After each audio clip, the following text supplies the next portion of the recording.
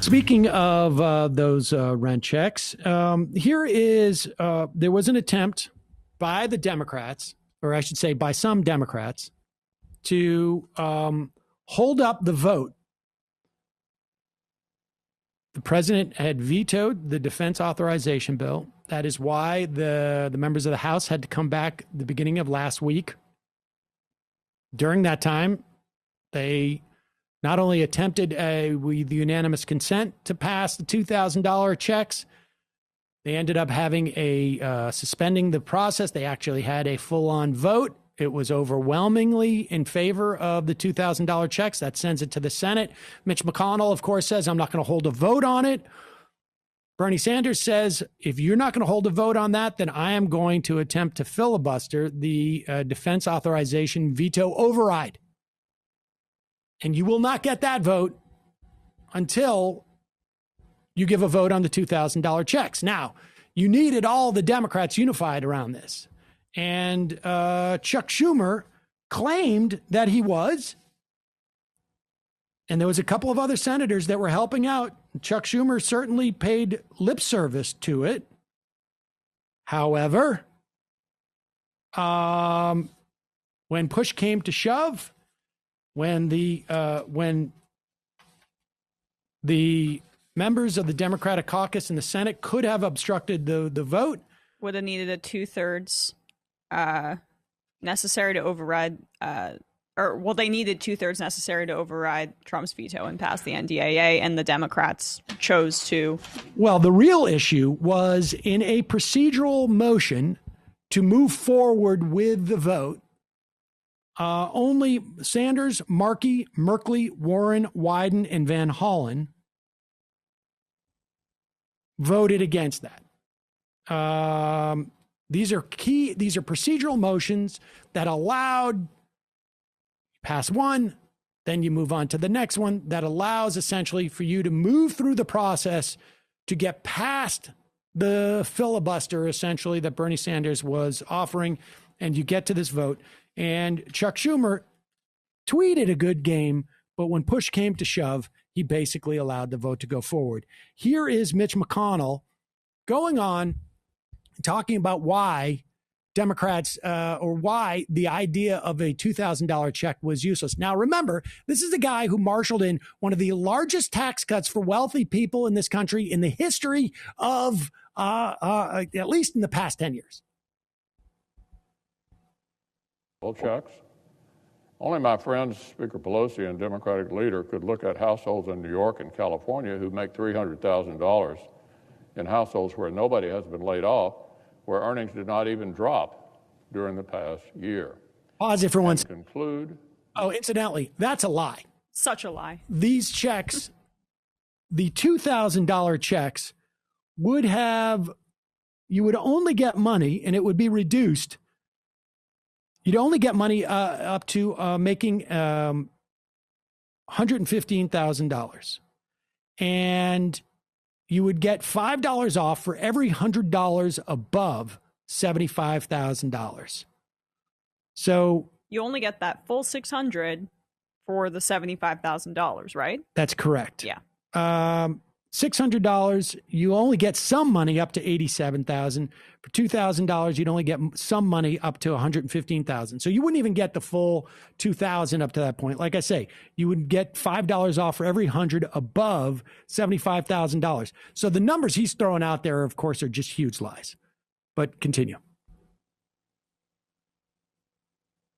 Earnings did not even drop during the past year. And conclude, these rich constituents of theirs need, quote, survival checks financed by taxpayer dollars and borrowed money. Everyone sees the game here. These are the same Democrats who proudly blocked the entire aid package for months because they tried to hold out for special tax cuts for rich people in blue states. Now they say it's a matter of survival to send another boatload of cash to people making $300,000, regardless of whether they've experienced any disruption at all this past year. Even the liberal Washington Post today is laughing at the political left for demanding more huge giveaways with no relationship to actual need. Here's what the Washington Post wrote.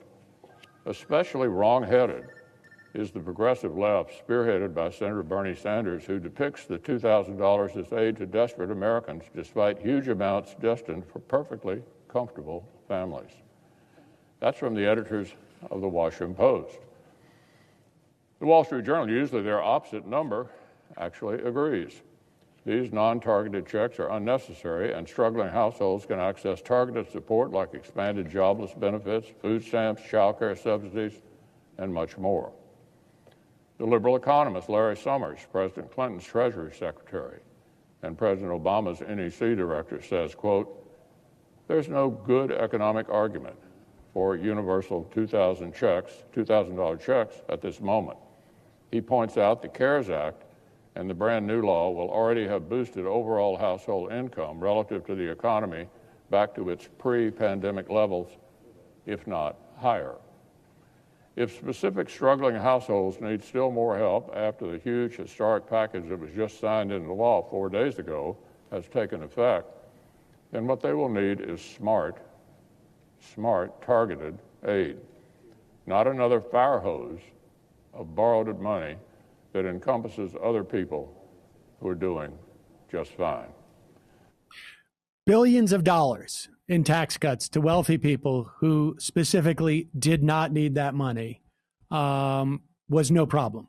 Billions of dollars that were loaned, billions of dollars that were coming out of the government's budget, no problem. And it is incredibly unhelpful to have economists of the ilk of Larry Summers come out and say this. I mean, the idea that, look at it, put it this way. The analogy is this. We have a crap show when it comes to the vaccine dissemination in this country because we have no federal guidance whatsoever. We have people like Andrew Cuomo who have decided, and each state gets to decide how this gets distributed. There's a story in the Albany Times from about a week and a half ago. It starts like this. County officials who have for years been planning for a mass vaccination said they're seeing the training and preparation, much of it funded by millions of dollars in federal grants, pushed aside as the administration of Governor Andrew Cuomo has retained control of the state's coronavirus vaccination program, and he's including having hospitals rather than local health departments administer the doses. Well, we know why that's happening, because the health industry, these hospitals, they give huge donations. So they're going to get a payday through this, whereas local places won't. There's no money there. The point being this, is that you can try and target the vaccinations down to the point where Andrew Cuomo has said, you're going to get fined $1 million if you give it to somebody who isn't at the top of the list.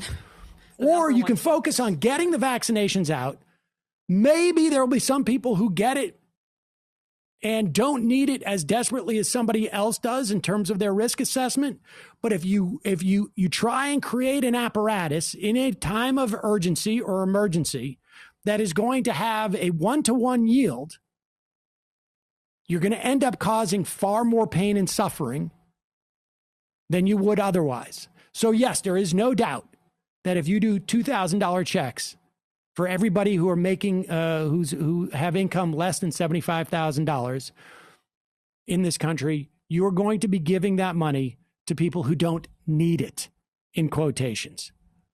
But rising tide lifts all boats in this case, and the fixation with means testing, like what you're talking about, it's this cult that even, many Democrats have ascribed to it, like you're talking about with Andrew Cuomo, where they're so focused on tailoring these specific programs so that it doesn't help one person who might not need it, then actually disseminating what is necessary to making people, be able to survive in this time. And then it doesn't help when you have Larry Summers come out there, and Paul Krugman was debating of course, because they're very comfortable, and the idea that there could be some waste, and it is not the best targeted mechanism for it, but in the context of an emergency, in the context of urgency, it doesn't matter. Yeah. And it's not even a question necessarily of rising tide lifting all boats. The question is like, who would you be missing? In this instance, you are diminishing the amount of suffering. And I think the data shows that people who are making less than $75,000, their propensity to spend this money is far higher than when you look at these incredible tax cuts for wealthy people. That's the bottom line. It goes right back into the economy because people need to spend that money. It's a way to stimulate the economy as well. And when you have guys like Krugman coming out there and Larry Summers to a lesser extent who are taking a hatchet to the idea of $2,000 stimulus checks, you have to wonder what conversations they've had with people in the Biden administration, what conversations are happening there. I'm not saying it's some conspiracy. I think this is just on brand for them. That's my sense. But it's also like Biden wants something passed and he didn't want it to be sabotaged. They're so afraid that that package wasn't going to pass. Trump ended up signing it. Checks are going out as we speak, I guess. But there is this, I think, fear that the economic fallout is going to be so bad in the first part of the Biden administration that they wanted anything passed. They didn't care what was in it. And I think people like Krugman were doing the dirty work for him in some way.